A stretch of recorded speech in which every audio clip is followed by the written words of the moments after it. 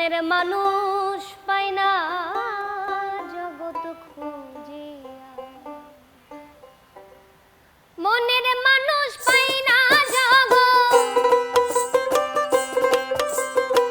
মনের মানুষ পাই না জগৎ খুঁজিয়া, মনের মানুষ পাই না জগৎ খুঁজিয়া, আমার যৌবন গাইব হিয়া গো, মনের মানুষ পাই না জগৎ খুঁজিয়া।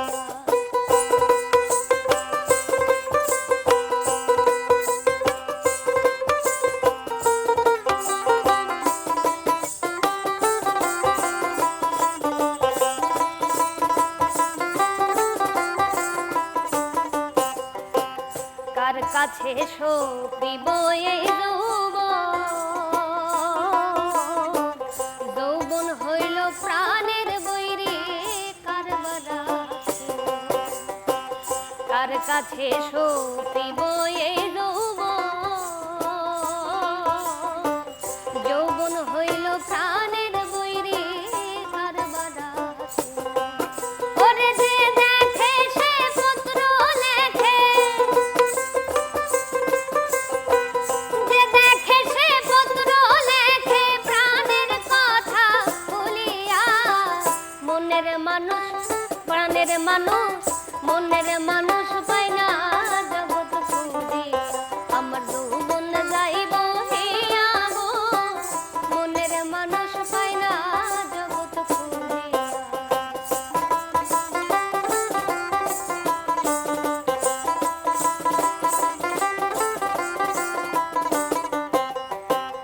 যৌবনেরই রং লাইগাছে গা, পাইলাম না রে মনের মানুষ সময় বহিয়া, যৌবনেরই রং লাইগাছে গা, পাইলাম না রে মনের মানুষ সময় বহিয়া, আইলো না দেখালো কোকিল, আইলো না দেখালো কোকিল, দেখলো না রে আসিয়া, মনের মানুষ প্রাণের মানুষ পাই না জগৎ খুঁজিয়া, আমার যৌবন যাইব হিয়া গো, মনের মানুষ পাই না জগৎ খুঁজিয়া।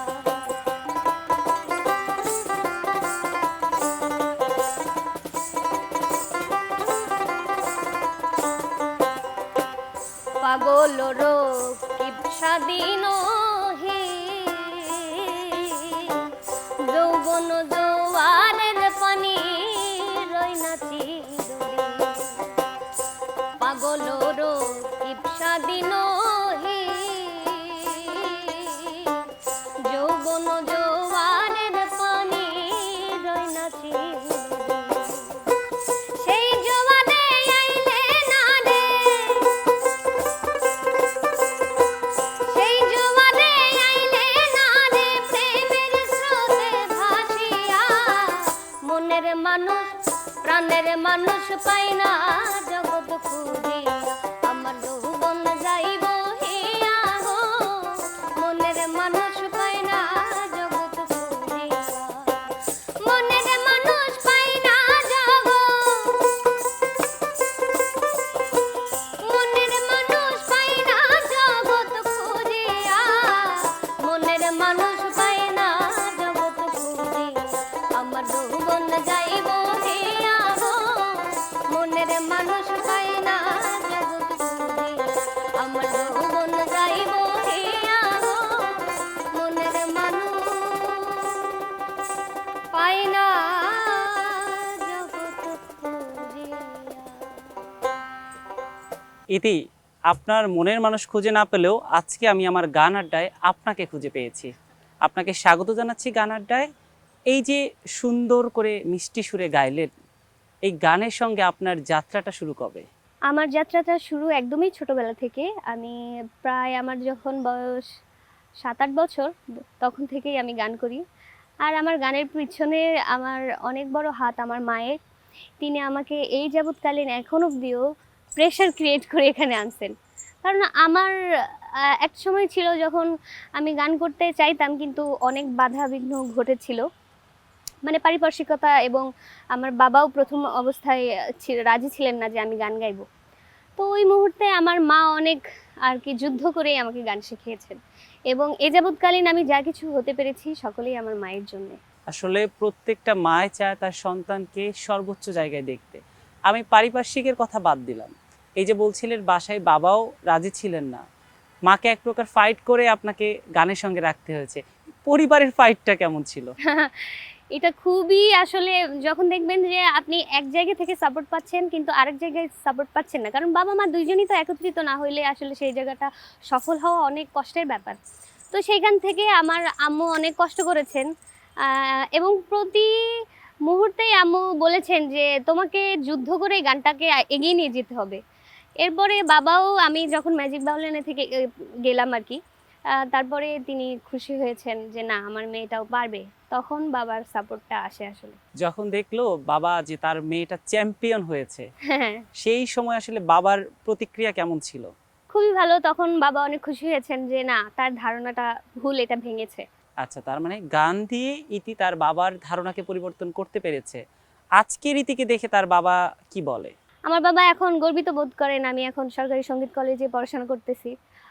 তো সবকিছু মিলিয়ে সে এখন আমাকে নিয়ে এক নামেই মানুষের কাছে বলে বেড়ায় যে আমার মেয়ে ইতি ইব্রাহিম।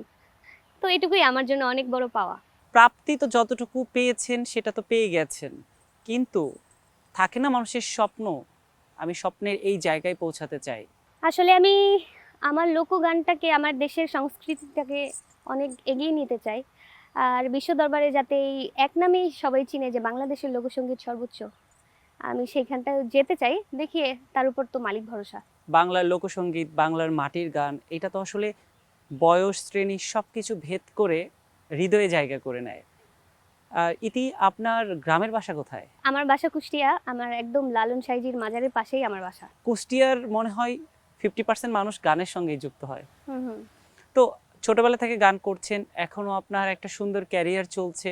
বর্তমান প্রেক্ষাপটে এসে আসলে আপনার গানের জগৎটাকে আপনি কিভাবে দেখছেন? খুব একটা ভালো দেখছি না, কারণ আপনারাও দেখতে পাচ্ছেন যে গানকে নিয়ে অনেক কিছু হচ্ছে। আসলে গানের মানুষরা কোনো রাজনৈতিক দিকে থাকে না, তারা সবসময় প্রাণবন্ত থাকে, মানুষকে ভালোবাসেন, ভালোবাসা বিলিয়ে গান করেন। তো আমি চাইবো যে দেশের প্রেক্ষাপটে আরও ভালো কিছু হোক গান নিয়ে, এবং গানের অবস্থানটা ভালো থাকুক। আমরাও চাইবো গানের অবস্থান ভালো থাকুক, এবং আমি এখন বিশেষ করে চাইবো যাতে আপনার গান শুনে আমাদের সময়টা ভালো কাটুক। এবার আমরা কোন গানটি শুনবো? এবার আমি লালন সাইজির একটি গান করছি। শুনি আমরা গানটা।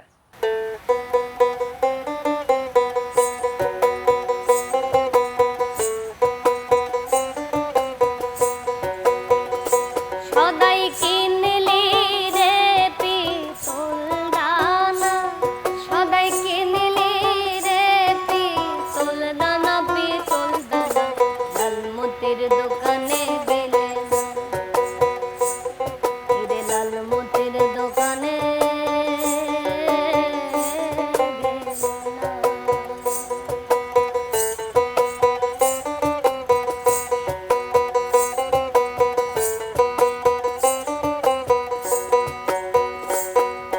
চটকের ভুলে নে মা,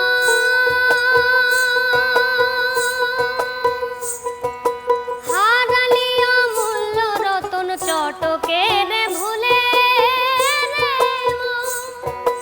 হারালি অমূল্য রতন, হারলে বাজি কাঁদলে তখন, হারলে বাজি কাঁদলে তখন, আর সারে না, আর সারে না, লালমতির দোকানে গেলে রে, লালমতির দোকানে গেলে না।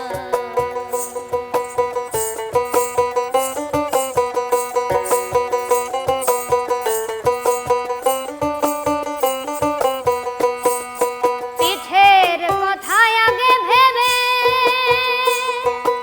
উচিত বটে তাই জানিবে, পিঠের কথায় আগে ভেবে উচিত বটে তাই জানিবে, কত কাজের বিধি কিরে,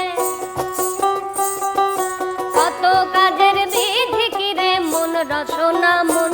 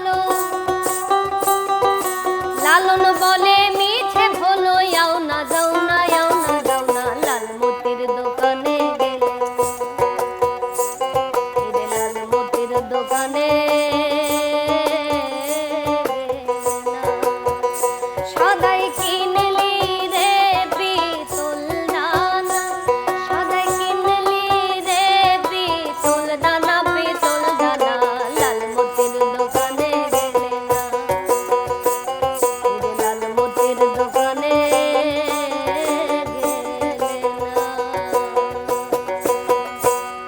চমৎকার। আমি আসলে যত শুনছি ইতি মুগ্ধ হয়ে যাচ্ছি। ইতি, আপনার সঙ্গে তো আজকে আপনার বন্ধুরাও আছে, আমরা একটু তাদের পরিচয়টা তাদের কাছ থেকে শুনি। ভাইয়া, শুরুতে আপনার কাছে জানতে চাই। আমি দীপ্ত হালদার। আমার দেশের বাড়ি খুলনা। তো হচ্ছে আমি আর এই ইতি দিদি হচ্ছে আমার বড় বোনের মতো, আমাদের ভার্সিটির সিনিয়র। তো এই দিক থেকেই পরিচয়। খুব ভালো গান করে, আমাকে বলে বাজাতে, আমি মাঝে মধ্যেই তার সাথে বাজাই, গান টান করি। আপুর কণ্ঠে কোন গানটি আপনার সবচেয়ে বেশি ভালো লাগে? আর কি গৌর আসবে ফিরে, আমরা লালনের তাহলে গান। আজকে নিশ্চয়ই সেই গানটা শুনবো। অবশ্যই। আর আপু, একটু আপনার কাছে জানতে চাই। আমি অনন্যা মল্লিক, আমার বাড়ি ব্রাহ্মণবাড়িয়া। আর এই দিদি খুবই হচ্ছে ডেঞ্জারাস কিন্তু। খুব ডেঞ্জারাস। না, ব্রাহ্মণবাড়িয়ার নাম শুনলে আমরা একটু অন্যরকম চিন্তা করি। এটা মানুষের ভুল ধারণা আর কি, গুজব বলতে পারেন। আচ্ছা, আরেকটা ধারণা আছে, আমি চাই আপনি সেটা ভেঙে দিন। জি। আপনি ব্রাহ্মণবাড়িয়া বানান করে শোনান আমাদের। ইংলিশ না, বাংলায়। বাংলা। কারণ আমি যখনই কাউকে জিজ্ঞেস করেছি ব্রাহ্মণবাড়িয়া বানান করেন, সে হয়তো বা বলছে আমি ঢাকায় থাকি। আমি তো ঢাকায় থাকি। হ্যাঁ। এভাবেই পার পেয়ে যায়। ইতি, এতক্ষণ তো আপনার স্নেহের মানুষদের কথা শুনছিলাম, এবার আপনার কাছে একটি গান শুনতে চাই। ঠিক আছে, আমি এবারে সাধক ওয়াহিদের একটি গান করব, খুবই পরিচিত, আশা করি ভালো শুনি লাগবে। আমরা গানটা। ঠিক আছে। হায়রে অল্প বয়সে পীড়িত করিয়া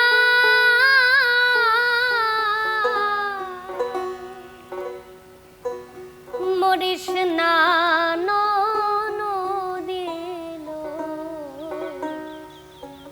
পীড়িত করিয়া বন্দে আমায় সারা জনম কান্দাইল। হায়রে অল্প বয়সে পীড়িতি করিয়া মরিস না নদিল, হায়রে অল্প বয়সে পীড়িতি করিয়া মরিস না নদিল, পীড়িতি করিয়া বন্দে আমায় সারা জনম কান্দাইল। হায়রে পীড়িতি করিয়া বন্দে আমায় সারা জনম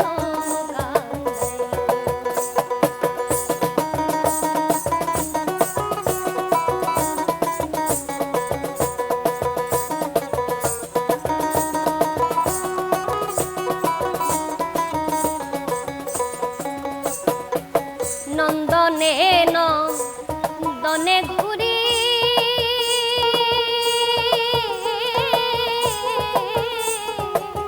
পাগল বলে তাই তো মরি। আরে নন্দনে নন্দনে ঘুরি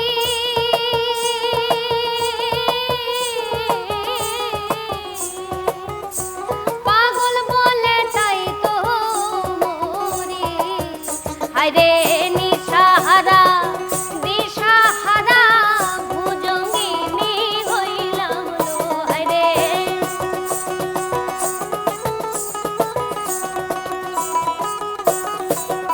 হায়রে নিশাহারা দিশাহারা ভুজঙ্গিনী হইলাম লো।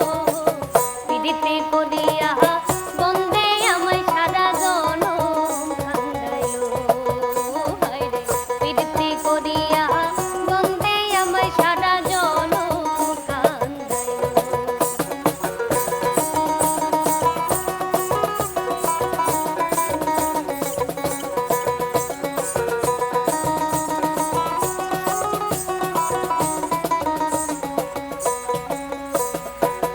সুখের লাগি পীড়িত করে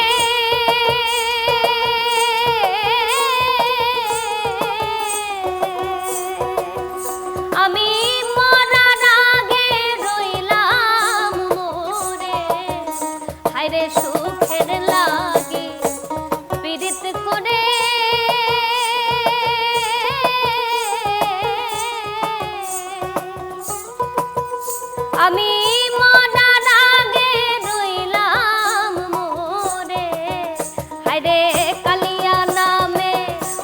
প্রেমিকে প্রেমে কত ঘুরাইলো হায়রে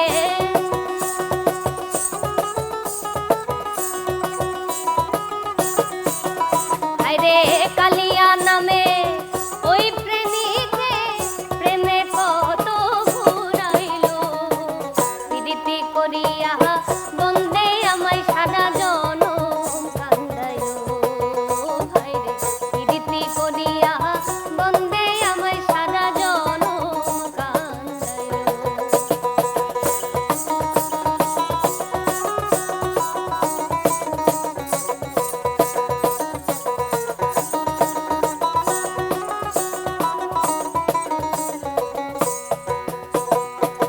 ভেবে সাধো ওয়াহিদ বলে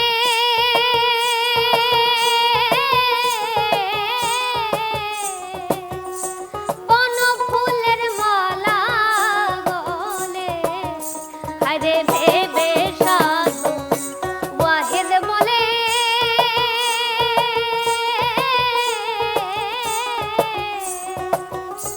বন ফুলের মালা গলে হায়রে তারি আশা আসে আমি বসে আর থাকবো না গো হায়রে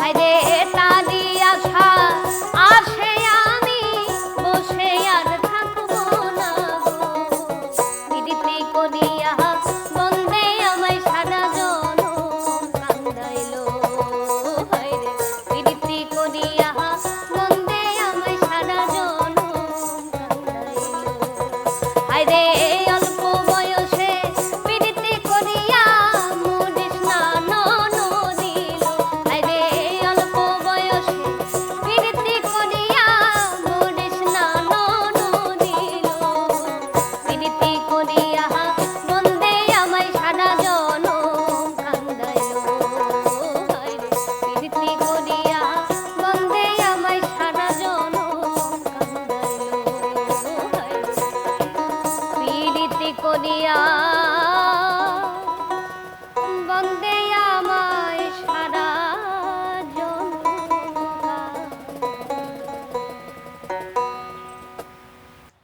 আসলে আমরা যাকে সবচেয়ে বেশি ভালোবাসি, যাদেরকে সবচেয়ে বেশি পছন্দ করি, সেই মানুষগুলোর কাছ থেকে কিন্তু আমরা ধাক্কাটা খাই, আমরা কষ্টটা কিন্তু তাদের কাছেই পাই।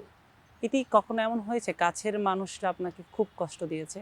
কাছের মানুষরা আসলে কষ্ট দেয় বেশি, এটা আজীবনকালেই ঘটে আসছে। এই যাবৎকালে যত মানুষকেই জিজ্ঞাসা করবেন তারা সবসময় বলবে যে কাছের মানুষ থেকে আমরা বেশি আঘাতপ্রাপ্ত। তো আমিও ঠিক সেটাই বলবো যে হ্যাঁ। তো এই যে কষ্টগুলো যখন পেয়েছেন, এই কষ্টগুলো কি আপনার পথ চলাকে আরেকটু সহজ করেছে, আপনাকে আরেকটু শক্ত বানিয়েছে? কষ্ট পেলে আসলে মানুষ শক্ত হয়, এবং আমি একটা বিষয় জানি যে দুঃখ পেলে আল্লাহর শরণাপন্ন আমরা বেশি হই। দেখবেন যে যখন মানুষ বেশি অসুস্থ হয়ে পড়ে বা কারো থেকে কষ্ট পায় তখনই আল্লাহর দোহাই দেয়, আল্লাহ এটা কেন হলো বা এটা কেন হচ্ছে। আমি সেটাকে সেইভাবেই নিই না, দুঃখটাকে আমি উপভোগ করি এবং যাতে দুঃখের মাধ্যমে আমি আল্লাহর ইবাদত করতে পারি, এইটুকুই আমার জন্য পাওয়া। আচ্ছা ইতি, আমি যতটুকু জানি আপনি নিজে গান লিখছেন, নিজে সুর করছেন, গাইছেন তো বরাবরের মতোই। তো মৌলিক কাজ নিয়ে আসলে কি ভাবছেন আপনি? এখনো গানটার উপরে, লেখার উপরেই আছি। এখনো আমার মৌলিক গান বের করবো এমন কোনো চিন্তা নেই। পড়াশোনাটা শেষ হলে আমি তারপরে আমার গান নিয়ে কাজ করা শুরু করব। এ যাবৎকালে আমি প্রায় 85টা মতো গান লিখেছি। দেখা যাক সামনে কি হয়। সবগুলো কি খাতাবন্দি করে রেখেছেন? হ্যাঁ হ্যাঁ, সবগুলো খাতাবন্দি করেছি। কিন্তু নিজের গান তো নিজে গাইতে পারেন। হ্যাঁ, আমি গাই, মাঝে মধ্যে আমার পেজে আপলোড করি। তা বাদে আসলে প্রফেশনালি যেরকম করেন অ্যালবাম আকারে প্রকাশ করে আমিও করব ইনশাআল্লাহ। আল্লাহ যদি সেইটুকু তৌফিক দান করেন, রাখবো সামনে। ইতি, আমি এবারে একটা আপনার মৌলিক গান শুনতে চাই। চিত্তে ব্যথায়িত করে সমাপিত সদারত আছে সত্যে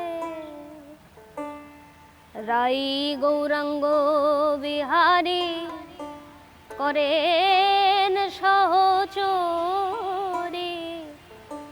আপন মতে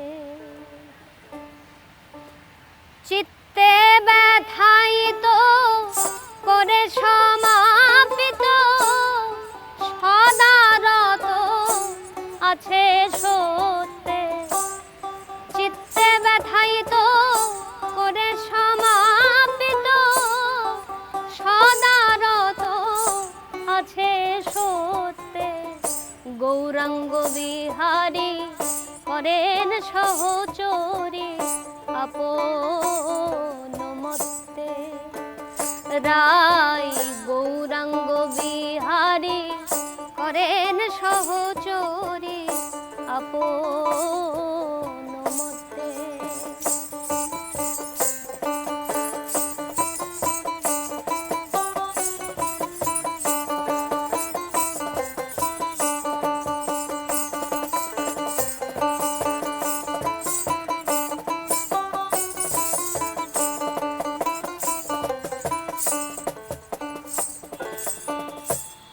লীলালাসে লীলাময় বিলাসে না ডুবিয়ে প্রসন্নদার ক্ষুণ্ণ করে প্রহার সত্যরূপ করে হর সে যে আপন বেগে পুনরায় ফিরে গ্রাহ্য করে আমিতে আপন বেগে পুনরায় ফেরে গ্রাহ্য করে আমিতে গৌরাঙ্গ বিহারী করেন সহচরী আপন মতে রায় গৌরাঙ্গ বিহারী করেন সহচরী আপন মতে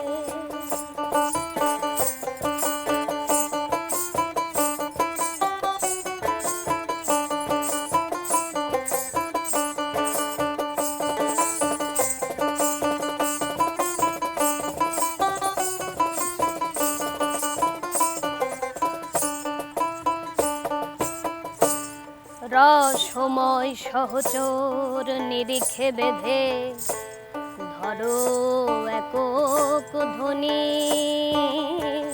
সদাতা ভেবে প্রেম বেগে ডাকো আপনায় আপনি সেই অন্তহিত চিরলুকায়িত আছে সদা ওত পেতে অন্তহিত চিরলুকায়িত আছে সদা ওত পেতে গৌরাঙ্গ বিহারী করেন সহচরী আপন মতে রাই গৌরাঙ্গ বিহারী করেন সহচরী আপন মতে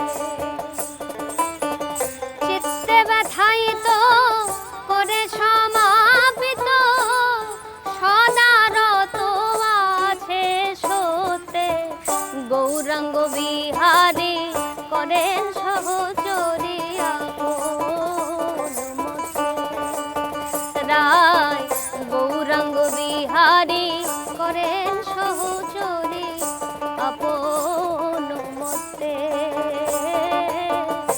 আপন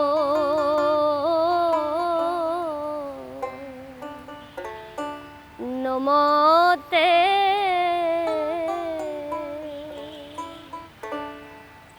ইতি আমি যখন শুনছিলাম মানে শব্দগুলো আমার কাছে এত কঠিন লাগছিল।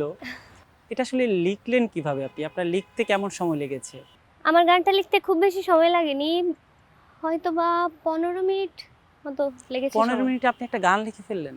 জি, আমি বেশিরভাগ সময়ই আমার এই এই এই টাইমগুলোই লাগে আর কি, খুব বেশি টাইম লাগে না।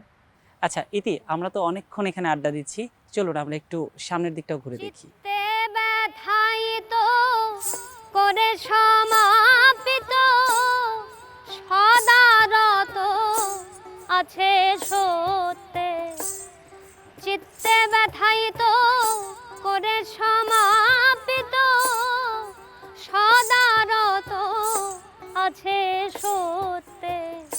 গৌরাঙ্গ বিহারী করেন সহচরী আপন মত্তে। রাই গৌরাঙ্গ বিহারী করেন সহচরী আপন মত্তে।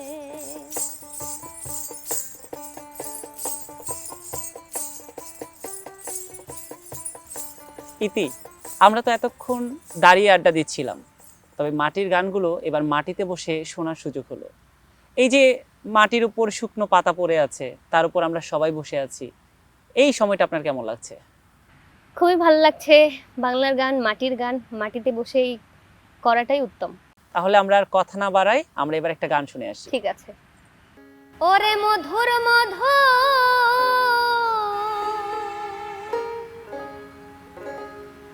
কথা কইয়া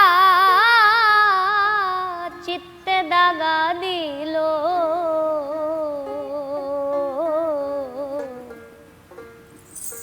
হাই গো সোনা বন্ধে কি দোষে কান্দাইলো।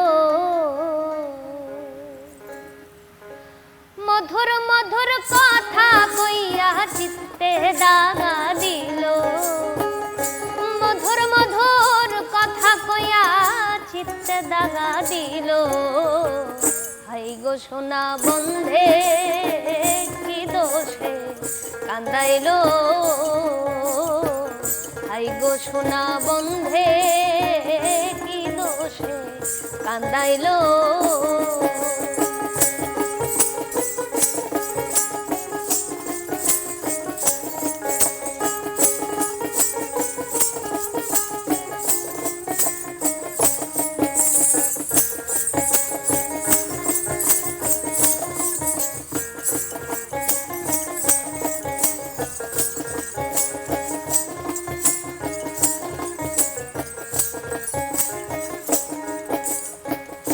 মনে ছিল আশা আমার, প্রাণে ছিল আশা, বন্ধুর শোনে গহীন মনে বাঁধব সুখের বাসা।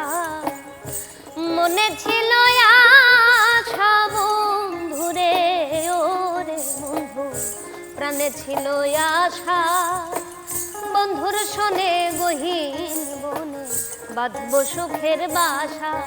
আমার আশার বাসা ভাঙ্গা দিয়া কার মায়াই মজিল,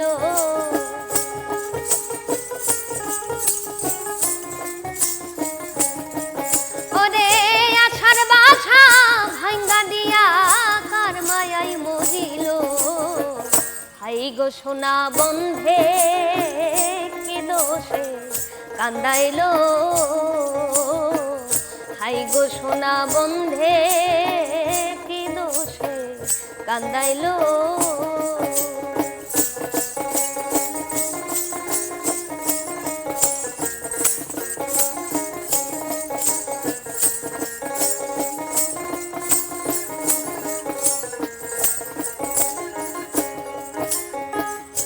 ফান্দে পড়ে আখি আমি কেমনে গৃহে থাকি, বন্ধুর লাইগা ছটফট করে আমার পরাণ পাখি।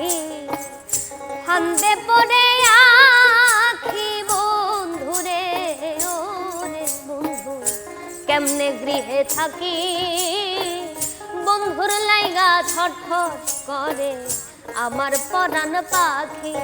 আমি পন্থ পানে চাইয়া দেখি ওই বুঝিয়াছিল,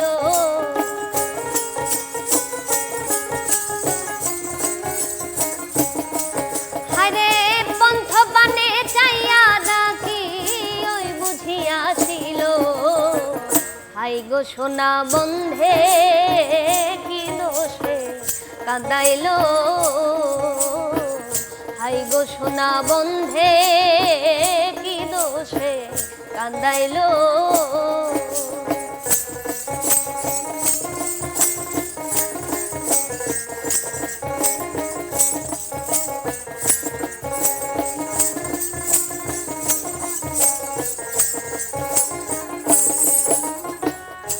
না দেখিলে মরি আমি, উপায় কি যে করি, বন্ধুরে না পাইলে আমার গলায় দেব দড়ি। না দেখিলে মরি বন্ধুরে, ওরে বন্ধু, না দেখিলে মরি বন্ধুরে না পাইলে আমি গলায় দেব দড়ি। হায়রে লোকে বলে আকাশ দেওয়ান কি মরাই মরিল,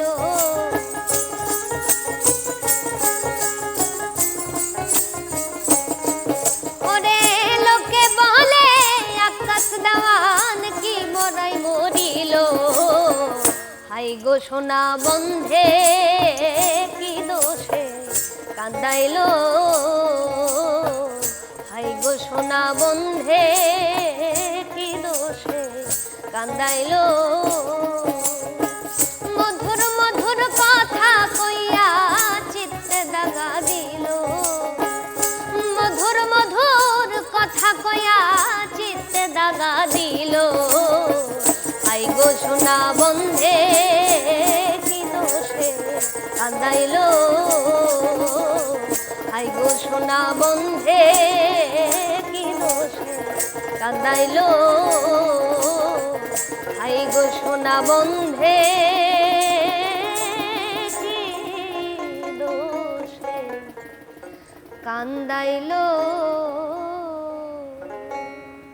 চমৎকার। মানে এই গানটা এইরকম পরিবেশে এইভাবে মাটিতে বসে শোনার সৌভাগ্য আমার আগে হয়নি। আজকে পুরো এক ভিন্ন অভিজ্ঞতা। মানে তখন আমি না ফিল করছিলাম আসলে যখন কোনো বন্ধুর পানে কেউ চেয়ে থাকে বা কারো জন্য কোনো প্রিয় মানুষের জন্য যে আমাদের যে অপেক্ষা, এটা তো প্রত্যেকের জীবনেই থাকে। তো এই যে আপনার গান যাত্রা, এই গান যাত্রায় কি আপনাকে কখনো অপেক্ষায় থাকতে হয়েছে বা কোনো কিছুর জন্য আপনি এখনো অপেক্ষায় আছেন? আসলে না, আমি বর্তমানে অবস্থান করি, অপেক্ষা করার জন্য বসে থাকি না, বর্তমানটাকেই আমি ভালোভাবে দেখি। আচ্ছা, যদি আমি জানতে চাই যে আপনার ক্যারিয়ারের সবচেয়ে বড় প্রাপ্তি আপনি কোনটিকে দেখছেন, আর এখনো যেটা আপনি চান, যেটা করতে পারেননি, সেই অপ্রাপ্তিটা কি? প্রাপ্তিটা হলো আমার গানটাকেই আমি দেখি, কারণ আমি এ যাবৎকালে আমি যত সম্মান বলুন বা ভালোবাসা মানুষের থেকে আমার এই গানের মাধ্যমেই পেয়েছি।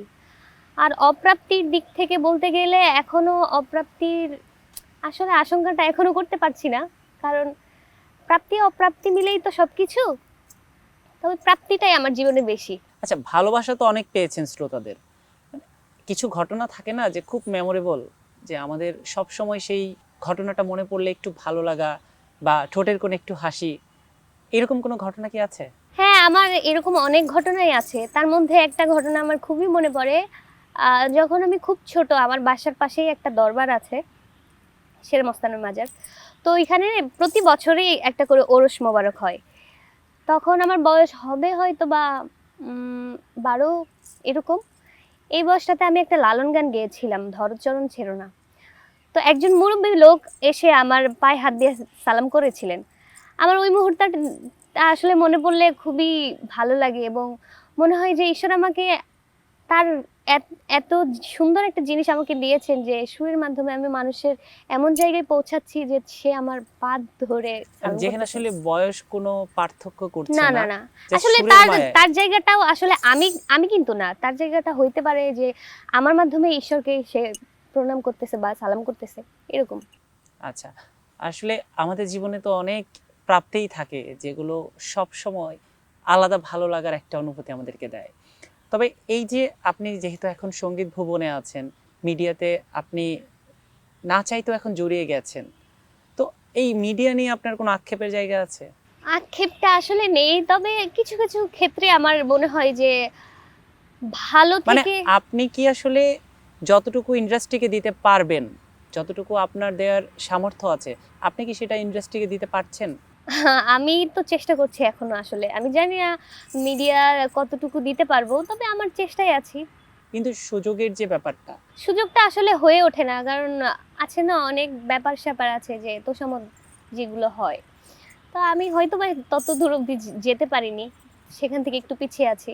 প্রত্যেক শিল্পীর তো একটা লক্ষ্য থাকে, তারা সিনেমায় প্লেব্যাক করবে। তো আপনার কি আসলে সিনেমায় প্লেব্যাকের কোনো ইচ্ছা আছে বা কোনো পরিকল্পনা আছে, কোনো কথা হচ্ছে? না, তেমন কিছু নেই আসলে। কখনো যদি সুযোগ হয় তবে অবশ্যই করার চেষ্টা করব। আপনি ঠিক এই মুহূর্তে কি করতে চান? আমি এই মুহূর্তে আসলে গানটাকে নিয়েই থাকতে চাই, গানটাকেই সঙ্গী হিসেবে রাখতে চাই। ইতি, আমি যদি জানতে চাই বর্তমানের ইতি এবং 10 বছর পরের ইতি, পার্থক্যটা কি থাকবে?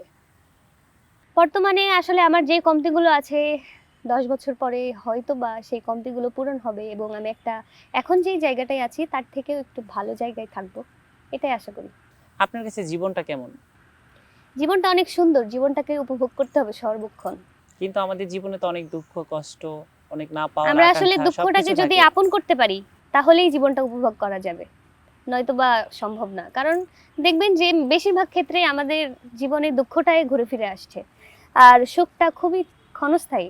আমরা বলি না যে দুঃখটা কিন্তু ক্ষণস্থায়ী, আসলে কিন্তু না, দুঃখটা চিরস্থায়ী, সুখটা ক্ষণস্থায়ী। এই জন্যে দুঃখটাকে আগে উপভোগ করতে হবে, তারপর সুখটার জন্য ভাবতে হবে। কিন্তু সবাই তো আসলে দুঃখকে উপভোগ করার মাধ্যম জানে না। আপনার দুঃখকে উপভোগ করার মাধ্যমটা কি? আমার দুঃখ উপভোগ করার একটাই মাধ্যম, গানটাকেই নিয়েই সবসময় চিন্তা চেতনা করি আমি। হয় না, আমি যখন খুবই মন খারাপ থাকে আমার, তখন আমি একটা গান গেয়ে যাই। খুব বিচলিত হয়ে আছি, একটা গান গেলে আমার মন শান্ত। এরকম সবারই আছে, এক একটা পথ আছে। তারা যদি সেই পথটাকে বের করতে পারে তাহলে অবশ্যই তারা জীবনে এই এত কিছু নিয়ে ভাববে না, সবসময় বর্তমানে বসবাস করবে এবং ভাবতে চেষ্টা করবে আসলে দুঃখটাই আমাদের জন্য ভালো। তো ইতি, যেহেতু গানটাই আপনার মন ভালো করার একটা অন্যতম মাধ্যম, এবার আমরা তাহলে একটা গান শুনি। ঠিক আছে, আমি এবার সাধক মনমোহন দত্তের একটি গান করব, ভালো লাগবে। শুনি আমরা। ঠিক আছে। তারা আমার সন্ধান জেনে সন্ধ্যা পূজা ছেড়েছে তাই, দূর বটে না পর বটে সে, আপন ঘরে আপন ছায়, দূর বটে না পর বটে সে। তারা আমার সন্ধান জেনে, তারা আমার সন্ধান জেনে সন্ধ্যা পূজা ছেড়েছি তাই, দূর বটে না পর বটে সে, আপন ঘরে আপন ছায়, দূর বটে না পর বটে সে।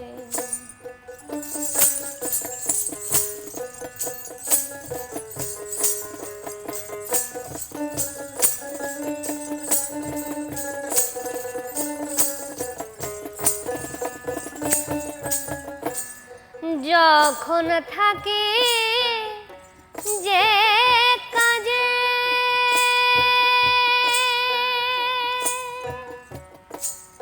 সে থাকে মোর কাছে কাছে, যখন থাকে যে কাজে সে থাকে মোর কাছে কাছে, তার জন্য কি বয়ে গেছে, তার জন্য কি বয়ে গেছে, সাধা সাধি করতে যায়, দূর বটে না পর বটে সে, আপন ঘরে আপন ছায়, দূর বটে না পর বটে সে।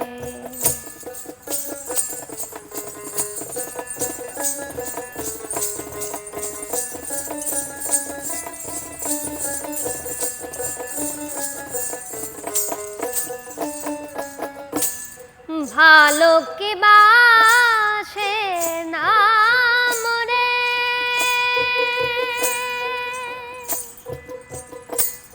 তন্ত্র মন্ত্র কবজ করে বাধ্য করতে হবে তার, বাধ্য করতে হবে তারে, ছিলা যে মরে যায়, দূর বটে না পর বটে সে, আপন ঘরের আপন ছাই, দূর বটে না পর বটে সে।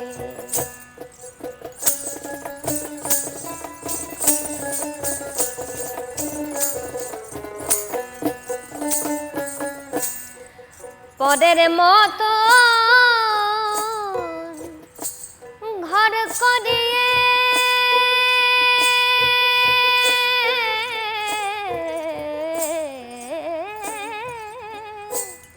পরের মতো ঘর করিয়ে আপনি আছেন ধরা দিয়ে, দূর বটে না পর বটে সে, দূর বটে না পর বটে সে, মন মোহন কয় মন তো চায়, দূর বটে না পর বটে সে, আপন ঘরের আপন ছাই, দূর বটে না পর বটে সে।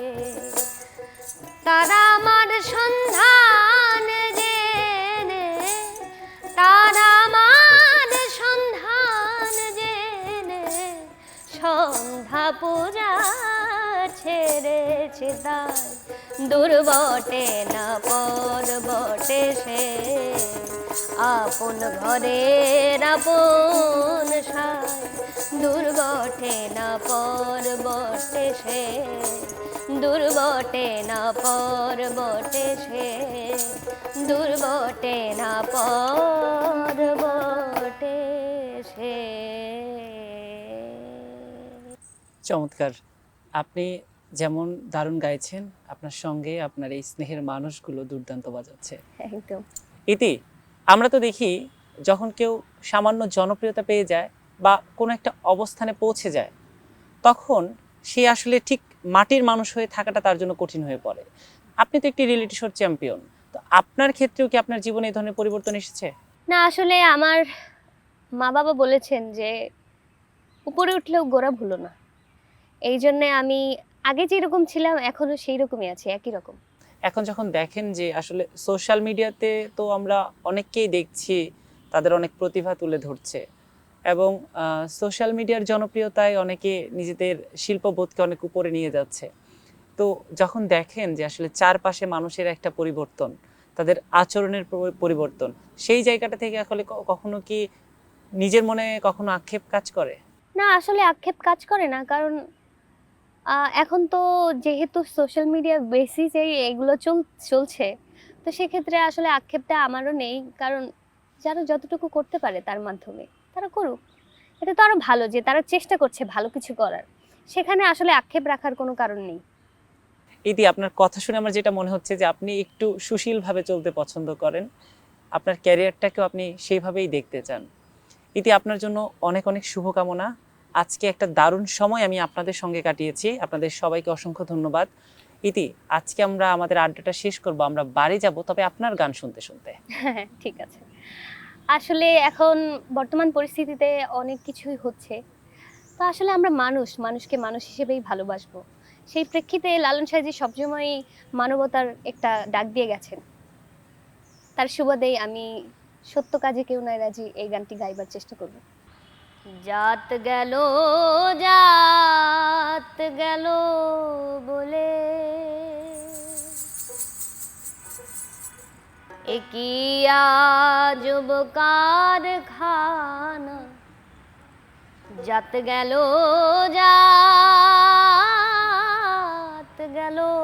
বলে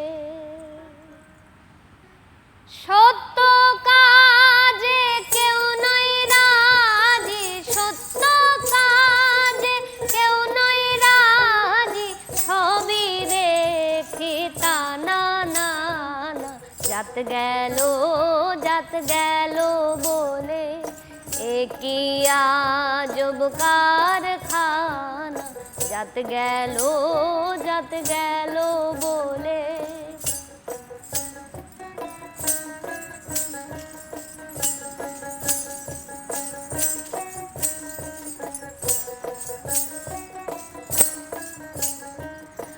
ব্রাহ্মণ চণ্ডাল চামার মুচি এক জলে সকলে সুচি ব্রাহ্মণ চণ্ডাল চামার মুচি এক জলে সকলে সুচি দেখে শুনে হয় না রুচি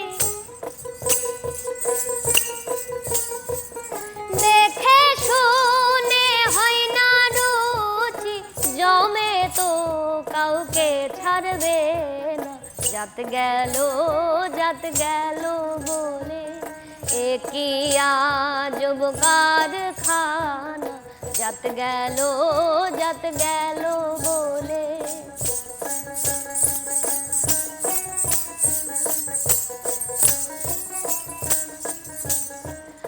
আসবার কালে কি জাত ছিলে ভবে এসে কি জাত নিলে আসবার কালে কি জাত ছিলে ভবে এসে কি জাত নিলে কি জাত হবা যাবার কালে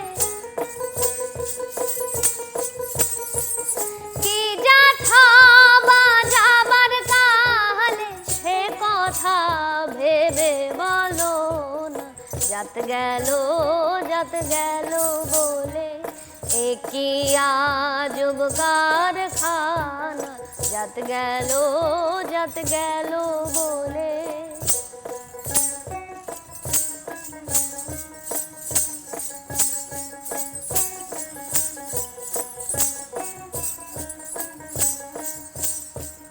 গোপনে যে বেশার ভাত খায় তাতে জাতের কি ক্ষতি হয় গোপনে যে বেশার ভাত খায় তাতে জাতের কি ক্ষতি হয় লালন বলে জাত কারে কয় লালন বলে জাত কারে কয় এ ভ্রম আমার গেল না জাত গেল বলে একই আজব কারখানা জাত গেল বলে সত্য কাজে কেউ নয় রাজি সত্য কাজে কেউ নয় রাজি ছবি দেখি তা না জাত গেল বলে একই আজব কারখানা জাত গেল বলে জাত গেল বলে জাত গেল